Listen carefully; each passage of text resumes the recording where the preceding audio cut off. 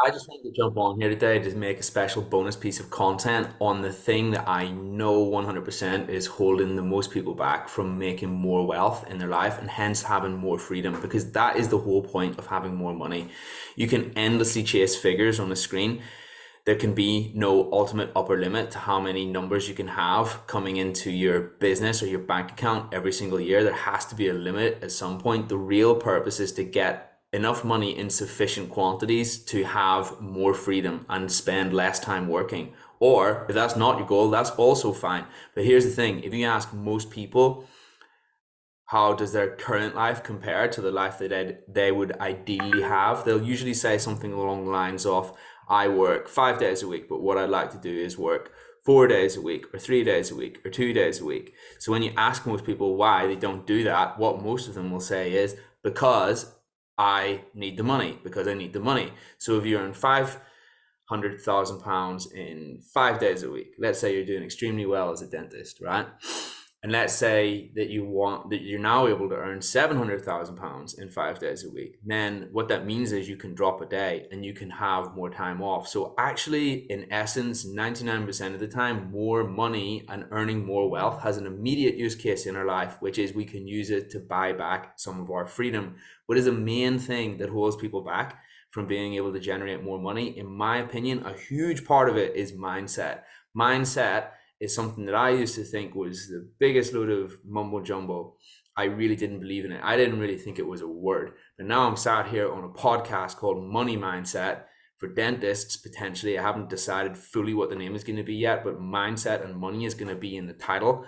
And I'm sat here making a podcast about it. And I talk about it all the time on Dentists Who Invest. It's the greatest hidden secret of being able to unlock more money in your life. And like I say, earning more money has a purpose for every single person, for most people, because what it means is that you can stop living the life that you currently have and begin to live the life that you want, if there's a gap between those two things. And for lots of you, you might say, well, actually, I'm happy on 5 days a week, I'm happy on 3 days a week, whatever. All I'm saying is that if someone gave you £50 million tomorrow, and then your life didn't change, you didn't want your life to change at all, even if you had that £50 million, then you're one of those people who actually having more money makes no difference to you. However, if someone gave you £50 million tomorrow and you said, actually, then I'd quit my job or I'd work less days, then you are someone who, when you earn more money, you'll be able to have more freedom in your life today.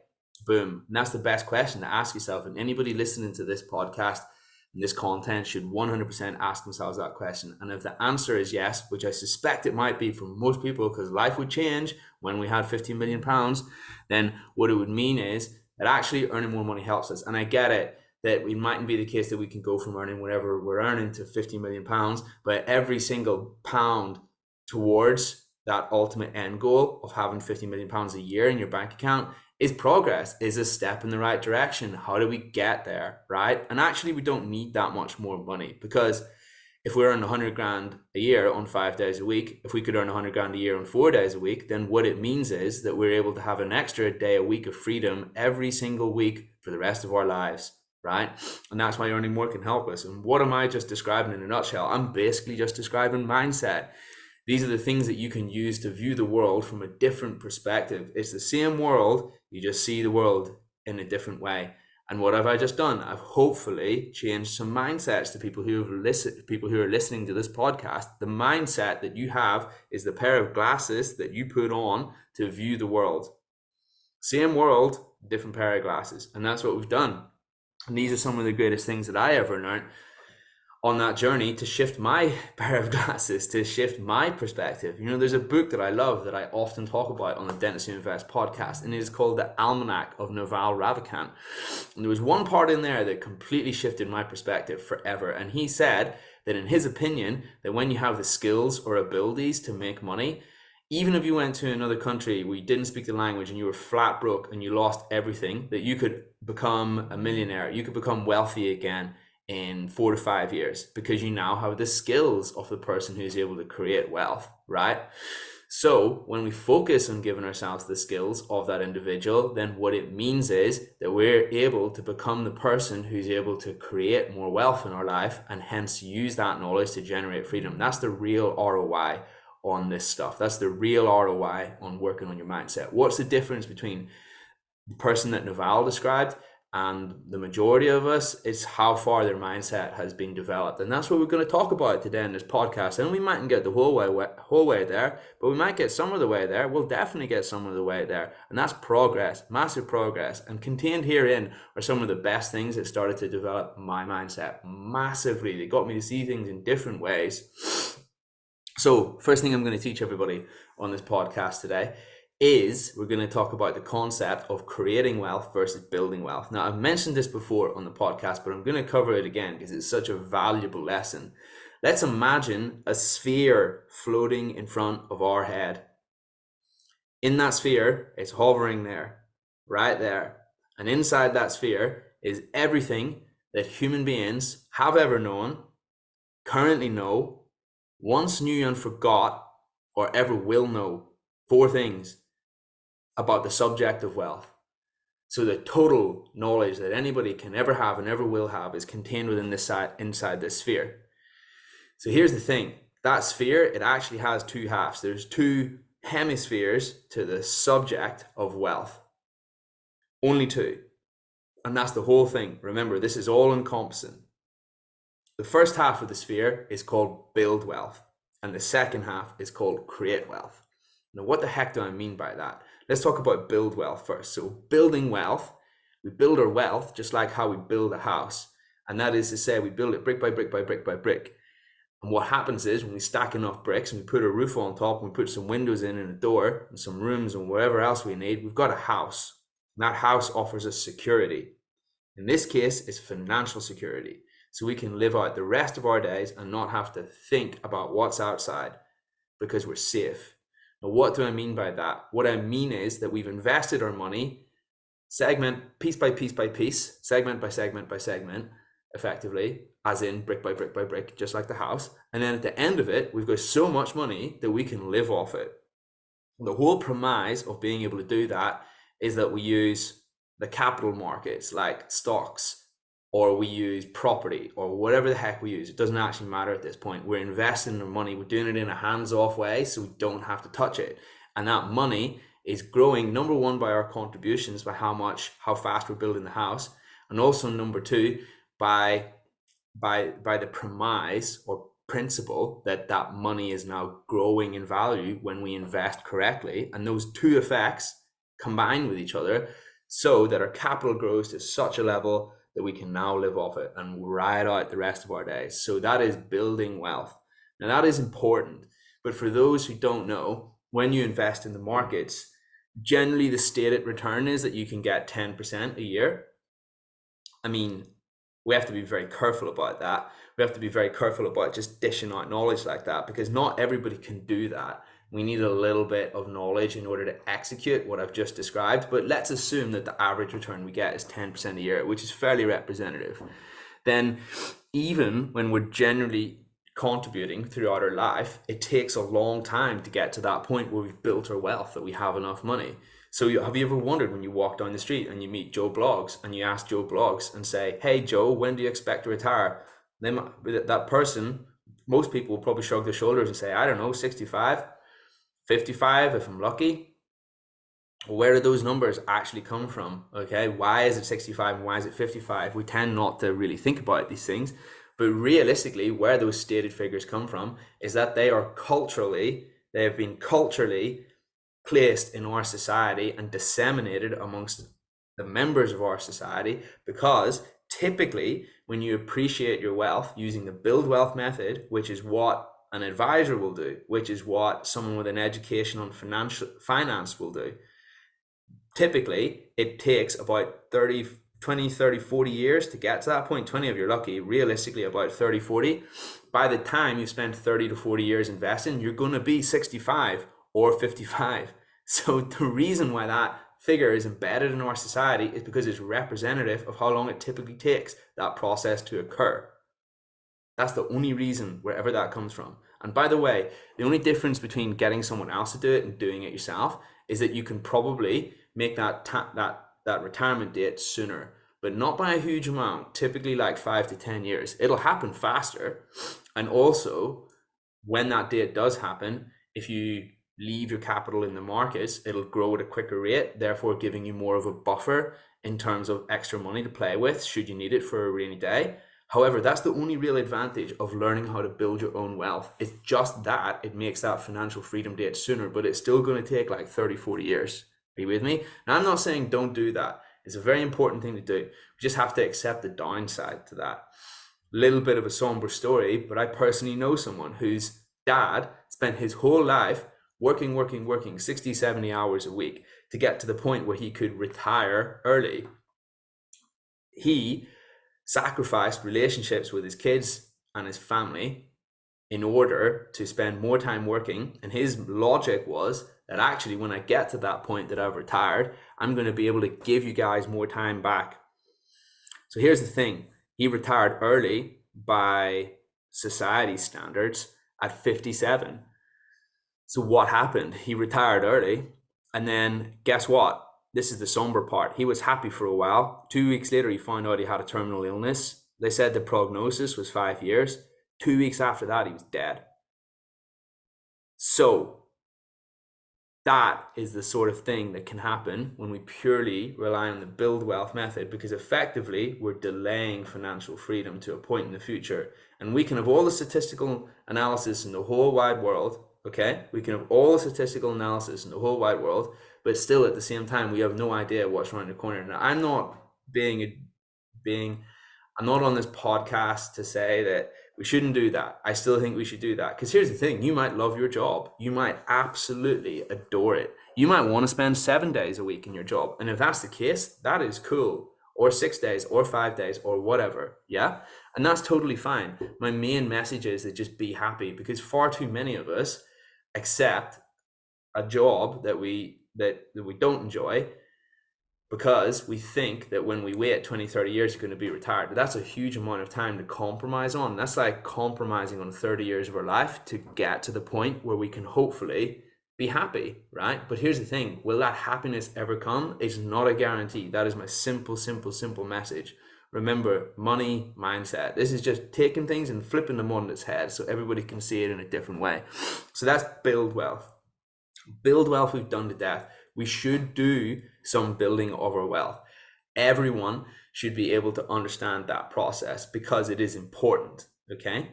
But here's the thing, if we only talk about investing, if we only talk about taking our money and sticking it in our ISAs and whatever, sticking it in our pensions, then actually there's a whole sphere, there's a whole side of the sphere, there's a whole half of the sphere that we're not acknowledging, and that is creating wealth. How do we actually make more money? Because, just to go back to what I was saying earlier, when we are able to make more money, every single additional pound that we make that gets closer to that 50 million a year sum means we can have more freedom, not in 20 years, not in 30 years, but today, right? We can actually have an extra day off every week for the rest of our life, right? And what that means is there's no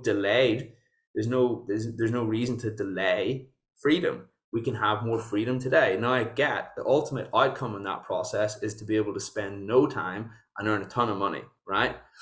And here's the thing, realistically, there usually is some level of effort, okay? But the idea is that we reduce the level of effort we need as much as possible and increase the amount of money we're able to generate from that effort. And what it means is that we are able to get the same outcome, the same output in terms of remuneration and spend less time doing it. How do we actually make more money? That's what I'm talking about. So if we even take some of our energy and put it into creating more wealth, which is the other side of the sphere, then what it means is it has this huge advantage, okay? In that we can have more freedom today. We can begin to reduce how much time we spend in work. And even though we're spending less time in work, we're actually generating more money. And that might sound crazy, but that is totally possible, especially in dentistry where we have a little bit of fluidity to play with our income, okay? It's what we have to do is we have to figure out the ways that we can get more output for every unit of input, as in earn more money per unit hour and still maintain all the things that we're ethically and morally obliged to do. in our job as a dentist. And people might be thinking, but what? That can't be right. It is. It's mindset. And here's the thing, if we don't think it's possible, we'll never look for the ways to make it possible, because our brain, our chimp brain, tries so hard to prove us correct every single day. And whatever our conclusion is, our brain will subtly try to prove us correct by either A, taking actions consciously or subconsciously to manifest that reality, or two, choosing to only accept and acknowledge the information which is aligned with that internal thesis and blanking out the rest. Okay? And between those two things, I promise you, whatever your internal belief system is, it'll be recreated in your reality. And that applies to anything. The second that you think to yourself, okay, it is possible, I believe that it can, like that can be done, and I believe that I can do it, then all of a sudden you start looking for the ways that that might be possible. And here's the thing, people might be listening to this and think, well, that's just deluded optimism. And here's the thing, I am the first person to say that it might be in some instances. But what I do know is that when you have a positive mindset, at least there's a chance that you can manifest that positive reality, that positive internal reality in your external reality. At least there's a chance that way. And in my opinion, particularly in this subject, there's no such thing as a chance that it could be correct. It is correct. It is 1000% correct, because I've seen it. I've done it. I've seen other people who've done it. It's possible. Okay. Money mindset is the most important thing. So build wealth is cool. Build wealth is really, really, really cool. But realistically, we're going to spend 20, 30 years of our life getting there. Now, if we love our job, that's fine. If we hate our job, that's not so fine, because it's a huge risk to take. Wouldn't we be better off thinking about the ways we can generate more money? First of all, within dentistry, even if we don't like it, because what it means is if we can go from working 5 days a week to 4 days a week and having the same amount of money, then doesn't that mean we got an extra day a week to put into another activity or hobby, which will allow us to gain some skill or ability at that particular hobby? So what it means is that we can begin to create some sort of side gig or passive income around that other activity that we do. It's very simple. Time into something means that we get more skill at it. We get more abilities at it. When you gain wisdom, knowledge, skill, and abilities, then what you can do potentially as a side gig is teach that to someone else, or even just spend your time learning how to do a side gig. They're out there. There are things that you can create. And what have you just done? You've just reduced your dependence on dentistry. But it all starts with that first step. And what's the thing that holds people back? And what's the thing, generally speaking, in my opinion, that holds people back massively? That is their comfort zone. Comfort zones are a weird thing, because how it feels to each and every one of us is when we do something different, kind of feel scared, right? Now, our brain is deliberately programmed to do that. We have been naturally selected for millennia to not take risks. And why is that? It's because the people who took risks, the human beings who took risks way back in the day, were also the human beings that had a lower chance of survival. Okay, they ventured outside of the cave and they maybe got eaten, or they maybe fell off a cliff, or somehow they perished. Okay, it's the people who stayed in the cave where the food was, where the warmth was, that more than likely survived. Okay, now once upon a time we were selectively bred for that trait. That was thousands of years ago. Nowadays, really, realistically, we don't have to worry about wild animals so much anymore. We don't have to worry about venturing outside of the cave to explore and running out of food. There's a Tesco in every street corner. These are not issues. These are not things that we have to think about so much anymore. Yet, that sentiment remains, that evolutionary bias remains. But here's the thing, when you can all of a sudden elevate yourself beyond that and be able to look at that emotion from the top down and see it what it is, and realize your brain is not set up for you to succeed. Your brain is set up to keep you alive. And does that sentiment actually apply in the modern era? Not nearly as much as what it once did. Then what it means is you've just enhanced your mindset. You've just developed your ability to be able to see things from up top rather than being immersed in the midst of it. And when you elevate yourself like that, I truly believe that is massively conducive to success. So what are the fundamental skills that you can build in order to be able to create more wealth? Let's use that lexicon that we just established. So remember, the whole premise of being able to create more wealth is we have to be able to bust outside of that comfort zone. It should feel unnatural. It should feel strange because we're learning skills which our human brain is so reluctant for us to learn because it wants us to be safe. It doesn't like the unknown. It wants us to stay where we are.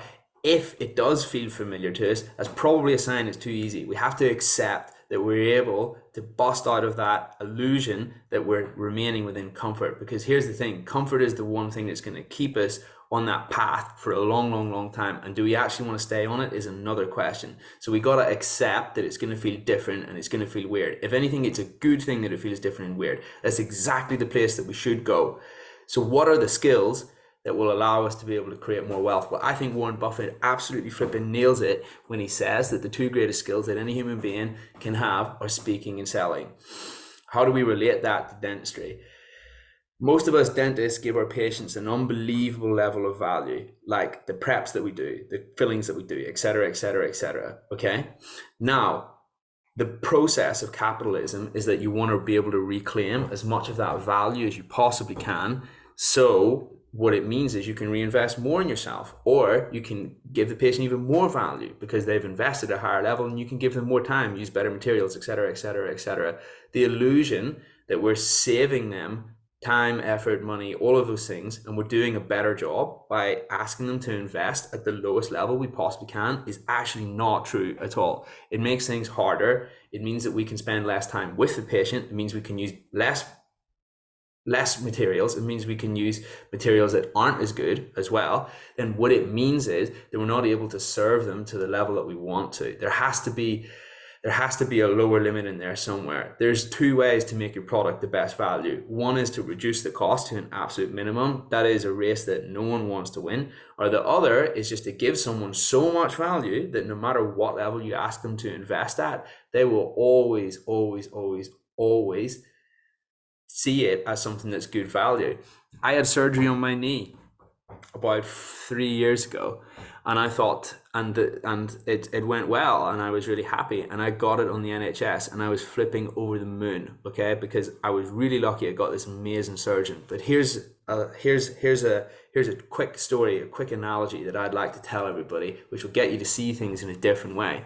Let's imagine that I had that surgery privately. Now I'm told that that specific knee operation is worth £15,000 privately. Okay. So let's imagine that 3 years later, I have the surgery privately, pay £15,000. 3 years later, I get a phone call from the surgeon today, tomorrow, whatever. Surgeon says to me, "Hey James, you know that operation that you had on your knee? Well, turns out that we weren't able to quite use the right materials to be able to do a good job that was going to mean that it would have lasted the whole of your life. So what we're now going to have to do is we're going to have to go back into your knee. We're going to have to operate on it again. We need to do that soon." So I say to them, "Oh, okay, well, it's not really what I wanted to hear, I guess. It's a little upsetting, but we got to do what we got to do. How was it that we weren't able to use the right materials?"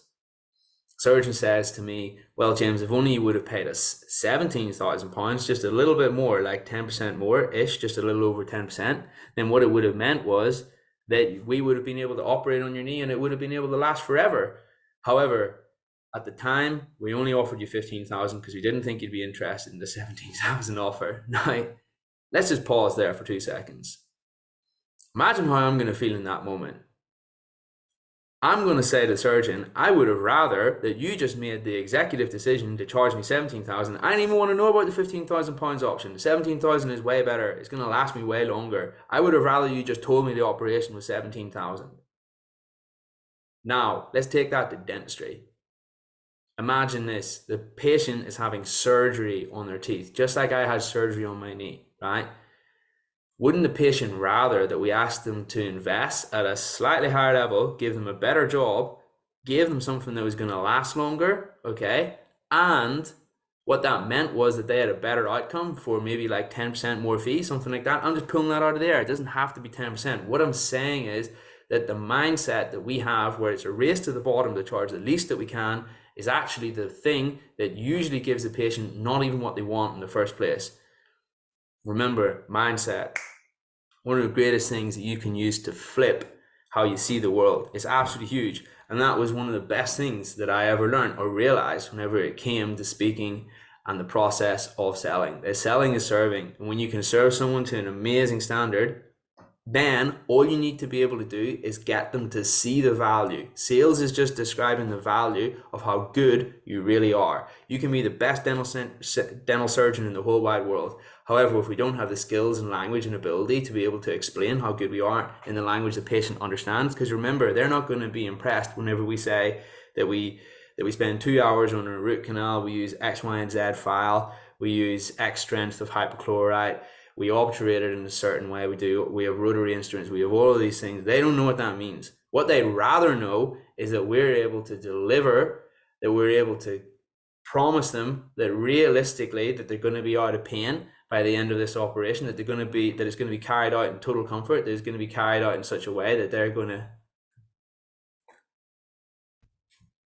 what the patient would rather know is that this will mean that their tooth is now got the greatest chance of becoming healthy and remaining healthy. And when you pitch it like that, they're way, way, way, way, way more excited to come on that journey with you. They want to know not all the details, which is how we normally try to sell, however, the outcome. The outcome is the best way. And what it means is you can use that to generate more money. And remember, the whole point is that we're generating more wealth in the here and now so that we can create more wealth and therefore have more freedom today, not in 30 years, because otherwise we're going to be waiting for it for a long time.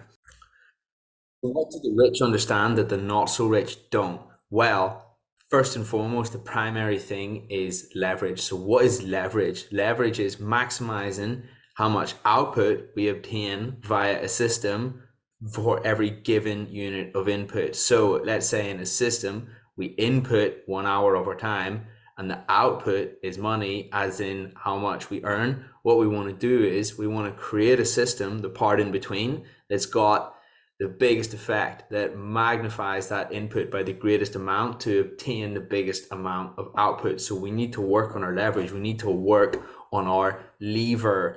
The lever is the thing that means for every unit of effort, we get much more result. So what are examples of leverage? Well, actually, there's 3 fundamental ways that you can leverage your time. What are those 3 ways? When you understand these, what this means is you can begin to focus on them. You can focus on obtaining them, and therefore you can focus on building your lever. So like I say, just like with any lever, you come along, you push the end, the longer the lever, if anybody remembers Newton's laws of motions, the longer the lever, then what it means is the less effort is required to move the object at the other side of the lever. So you want to build that lever. You want the lever to be as big as possible. There's a saying that I absolutely love, and I think it's by Archimedes. But I could be wrong. It was definitely one of those Greek philosophers. And the saying goes along the lines of, give me a lever long enough and I shall move the world. So this philosopher, this Greek philosopher, he didn't try to move the world. He didn't go straight up to the world and try to push it, this flipping huge immovable object. What he did was he spent time building his lever, as in increasing his leverage. And then he came along when he wanted to move the world. It was just this tiny little bit of effort, doink, like that. And the whole thing flipping shifted. And that's what we need to do as dentists, not just as dentists, but as human beings, so that we can get the greatest impact for every unit of time. But how do we do that? I just touched upon it 2 seconds ago. Here's the 3 fundamental ways that you can do it. Number 1 is human leverage. So if you hire people, they will work for you. If you hire 10 people to go and dig a hole in your back garden, you won't just dig a hole at the rate of 1 person per hour. You'll dig a hole at the rate of 10 people per hour. But this applies to everything. This applies to every single thing in the flipping universe. If you hire other people, they'll do it for you. But here's the thing, you have to have money in the first place, and you have to have a purpose or objective for those people that they can put their effort into, which you mightn't always have, at least at the start. Second way is cash. When you have a ton of cash, you can invest it and it's going to grow perpetually. You have to, of course, know what you're doing. However, when it does grow, what it means is you don't have to necessarily put in any input, or certainly a lot less input than you once did to earn the cash in the first place. What that means is the cash is now working for you. However, you've probably already guessed that the downside to this type of leverage is that you actually need some cash in the first place, and the more the better. A little bit of cash is not really going to do much. A lot of cash is going to help. It's going to help that process accelerate. What is the third way that you can obtain leverage? The third way, you got to use machines. Okay, so what are the machines that we can use? Well, a machine doesn't always have to be in a sense a mechanical machine. It can be a computer as well. So let's say, for example, we have a car. Then what it means is if we want to get from point A to point B, normally the input that we would have to undertake is walking from point A to point B. A car will get us there faster. Therefore, it's leverage. The amount of effort we put in gets a much greater result, gets us there much quicker. That's one example. What about a factory? What about a machine in a factory that produces something? It's exactly the same thing. Here's where it gets a little more abstract. What about when you've got a following? Again, it's a type of machine. However, it takes exactly the same amount of effort to be able to obtain, it takes exactly the same amount of effort to be able to post to one follower versus posting to 10,000 followers versus posting to 1 million followers. So when we grow a following, that becomes leverage. And what it means is more people know about our products or services. Of course, our skills are a part of leverage as well. Of course, the ability to speak and sell. Those are two skills. The better we are at them, the more we get per unit of effort. So are our abilities as a dentist. The more complex a procedure we're able to undertake, then the more skill is required to do so, and therefore per every unit time we get more out. It comes back to what we were saying just a minute ago. Speaking and selling, two of those ways that you can increase your leverage, increase your skill, increase your abilities. These are all important things, right? But here's the thing. When you know that you want to become the person who has more leverage, and you know the three fundamental places to look, it either is human, hiring other people, it's cash, or it's using machines and skills. Those are the three fundamental ways you automatically know where to look when you want to be able to create more wealth.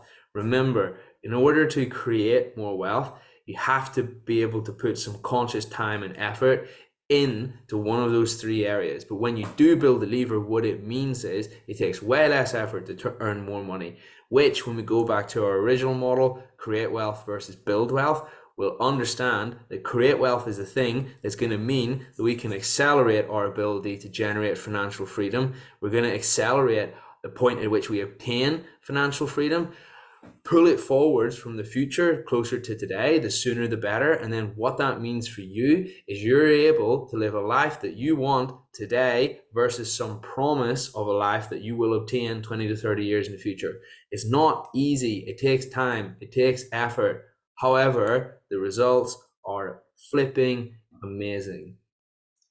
And when it gets tough, when it gets not easy, just remember that the alternative is that we might have to wait for a long time. Now, if you do want to wait, that's also totally okay. It's totally okay to do that, okay? It's just that not everybody wants to be on that train. Some people want to achieve it sooner. And if you want to achieve it sooner, fundamentally, that is how you go about it.